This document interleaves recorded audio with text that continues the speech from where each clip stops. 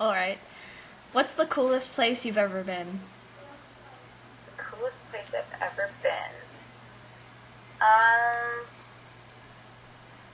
went to Italy. I was 18, and that was really cool because like my mom's Italian, and so it was cool to like see where I'm from. I would love to go back, but I've been like pretty lucky that I've been to some really awesome places. Like I went to South Africa a few years ago, and that was awesome. And I've been to Israel. It's hard to choose because I love to travel, so I can't really pick my favorite place, but I love everywhere. I'm so on the fence about everything. I never have any favorites. A favorite Broadway show? Wicked! I've seen it twice, for both times for my birthday, my 19th birthday, which is legal drinking age in Canada. I didn't go to the bars. I went and saw Wicked. Like, that was what I did. And I went again this year for my 23rd birthday. My dad took me. Oh, And I bawled my eyes out both times because the music is just like so incredible and so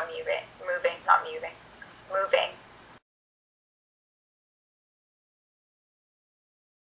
And, yeah.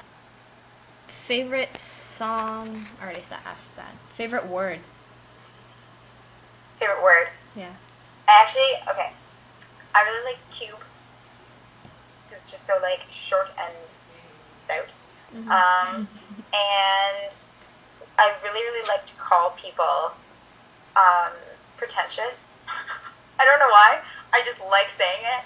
It's like I'll just hope people are like snotty to me so I can be like, oh, that person's really pretentious. I don't know why. Favorite animal?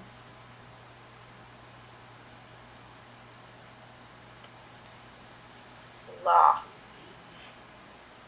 What? No. What is that? Sloth? It's like those things that hang on trees. Like Sid the Sloth. Yeah. Yeah. Not quotations. Yeah. Just really slow Yeah. feet. I know. I used to really like flamingos. Mm-hmm. So we'll go with that. Okay. What would your Patronus be? I've had this talk with people. I don't know why, but I think it would be a lizard. People say I look like a mouse, so they always assume my Patronus would be a mouse. You don't look like a mouse. I know. I've been told I look like a bunny. Oh. Well, I hear a cat. Crystal? I'm allergic. get off that. Oh, sorry.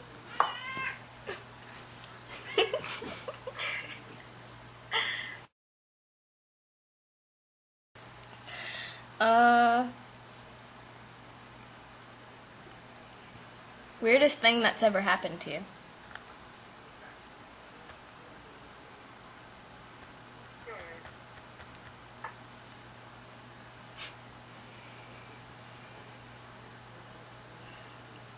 That's tough. I have a lot of weird things happen to me. Have you ever taken those tests that tell you like your different personality types? Uh-huh. Apparently my personality type is like more likely to have ESP than others.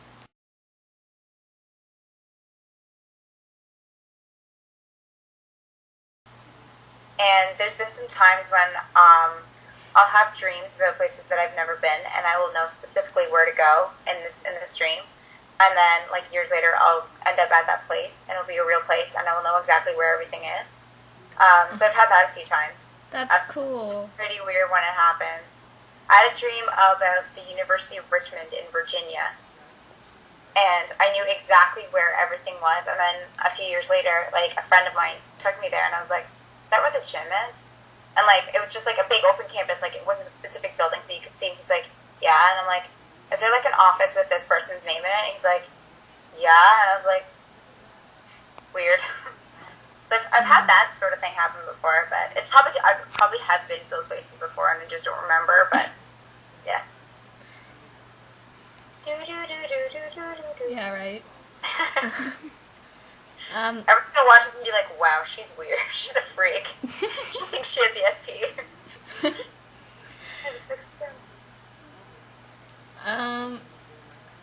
your favorite thing about theater? About watching it or about, like, participating? Just says theater. For myself, I just, like, the second I get on a stage, I just feel, like, alive and just so happy. So for me, I just feel like I'm, like, a full person when I'm on stage, and that's why I like it. Can't think of any other, like, any better feeling. And watching it, I don't know, it's so much better than, like, TV or movies because it's, like, it's right in front of you and, like, there's no faking it. Like, you have to be talented and you have to be incredible to be there. Otherwise, you could edit it, you could put on, auto-tune, whatever. But you have to be perfect and, like, dead on when you're in theater, and I don't know, it's challenging, but so rewarding at the same time. Yeah. What is the funniest thing that happened to you while filming Little White Lie? A lot. Probably the funniest thing that happened was on the very first day of filming. We went out to, I think it's called Hot Topic. Uh-huh. Okay, we don't have it in Canada. And we bought a bunch of, like, clothes for Sammy. And Matt was in charge of costumes, and he really, really wanted me to wear the pair of pants in the very first scene with Sammy. They're, like, red and black, like, checkered. And they didn't have my size. So we bought a size bigger, thinking, like, I could wear belts, which I did. So you can actually see when Duder and Sammy are, like, running to get to school, my pants are falling down. And I reach back and, like, hike them up as we're running. That was pretty funny. And then, like, I had so many things that was just, like, for me, were just like, oh, what's going on? Like, the day that we were filming the, like, Toby and Sammy kiss, my lip swelled up, like, twice its size on one side, and it was, like, just hanging down. I was like, oh, this is attractive. That's going to be so awesome for Darren. So, like, all day I was, like, trying to, like, bite my lip and, like, hide it, because we still had to film other scenes and stuff. So, like, there's a scene at the I'm pretty sure it's the end of the show, when Nigel Waters, like, asks them what they want to do or whatever, and, like, Sammy doesn't say anything. It's because I couldn't open my mouth. It's so cool, and I'm like, no, I don't know, Dana, what do you want to do? So that was pretty weird.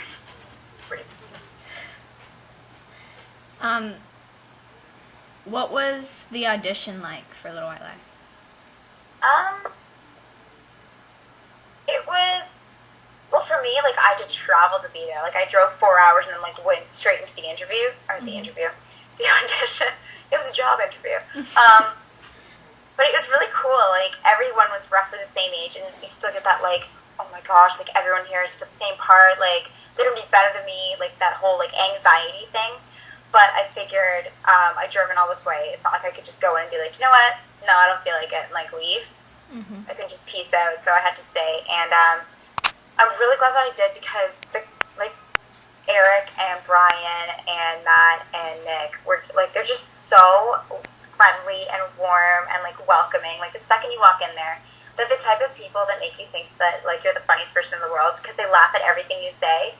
But, like, in that really, like, genuine way. They're not like, oh, ha, ha, you're so funny. They, like, actually, like, guffaw with you. And it just makes you feel, like, so at ease. And what they told me about, like, why they, like, decided to keep me around for Sammy was, like, they had already picked Chris Allen to play Duder. So he was in the room, and I had to audition with him. And all he told me when I got in here was, this is your older brother, but you're going to boss him around. Do whatever you want. Go. I was like, where we auditioned, there happened to be a Guitar Hero tournament right across the hall. So I was like, awesome. I'm like, you're going to give me a piggyback, and we are going to go play Guitar Hero. That's where that picture's from. Pardon? I've seen that picture on Google, and I'm like, what? Oh, yeah, where I'm, like, happening? pointing. Yeah. It's like, we are going over there. So we went over there, and apparently I was the only person who auditioned for Sammy who actually left the room, and that was what made them decide to keep me. So, yeah, I mean, I totally went off track there, but the audition process, or, like, the audition it was, like, fairly relaxed for an audition, and it's cool because they all know each other. So it's not like they're, like, you know, very formal and like rigid. They were like welcoming and friendly because it was like all friends doing a production, and they wanted you to be like a part of it, the family almost. So